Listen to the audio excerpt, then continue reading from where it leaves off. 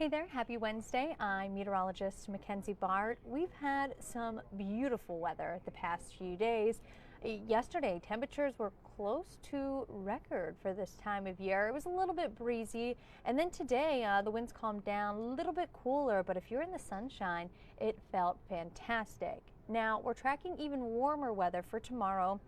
But unfortunately, it is going to be paired with some rain and also some very gusty conditions. So I'm going to go through this next system that we're talking about and give you a little sneak peek at the weekend. It will be a little bit cooler as we head into your weekend forecast, but still things look quiet. So I have you pulled up here on our Facebook Live. If you have any questions, feel free to ask away and I'll try to get to them throughout this little video. So let's start with the radar. The system that we've been watching still sitting well off to our south, so that means the next few hours this evening still going to stay pretty quiet, and the rain is going to start off pretty light. Behind all this light rain, we do have the stronger wind gusts, and we also have some heavier rain that will move in by early tomorrow morning. So if you're kind of getting in the mindset for the Thursday morning commute, might want to set that alarm a little bit earlier.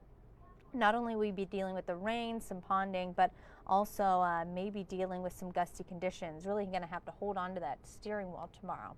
Soaking rain starts early tomorrow and going to be gusty. We're expecting wind gusts 40 to 50 miles per hour, but could have a few isolated spots of 60, especially for our counties off to the west. And I'll show you who just here in a second. But all of that could lead to maybe a few tree limbs down here and there. Some sporadic power outages are possible.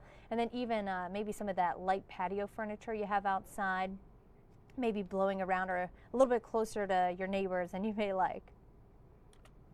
As we give you a look at our alerts, we are under a wind advisory. This will take effect early tomorrow morning, and that is for most of the area. That's where we're expecting those wind gusts 40 to 50 miles per hour for the counties. It's kind of like a light yellow shade. Let me pull up the pointer. So all of the counties right here, that's where we're expecting wind gusts 40 to 50. We can see a few isolated wind gusts 60 miles per hour. That is going to be for our counties more or less off to the west. So Richland stretching up through Erie and then even Ottawa down through Seneca. So those are the places that are expecting kind of the higher, gustier winds. Just going to give you a little snapshot of what we're talking about.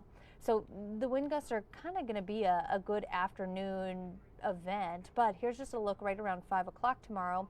Again, we're expecting wind gusts right around 40 in Lorain. Ashtabula 30 to 40. Akron Canton at that time could see a 40 mile per hour wind gust, and then back towards Toledo and Findlay, better chance for 50 to maybe even a few isolated areas of 60 miles per hour. It's going to be a day where you're going to need the umbrella and then really hold on to it. Let's take you hour by hour. So we'll continue to stay quiet tonight, no worries, as you get ready for bed, but some of you may be waking up a little bit earlier than you wanted to. Here's a look at 3, 4 in the morning. We'll see that rainfall start to push in and a few pockets of heavier rain. So if you have a morning commute around this time, could be a little bit tricky dealing with the lower visibility and the ponding on the road. As we inch closer towards that later commute, so right around 6, 7 o'clock, we should see some of that heavier rain start to lift off to the north, but we'll still have a few showers around. Once that heavier rain starts to push out of here, we'll be pretty quiet throughout the rest of the afternoon and evening.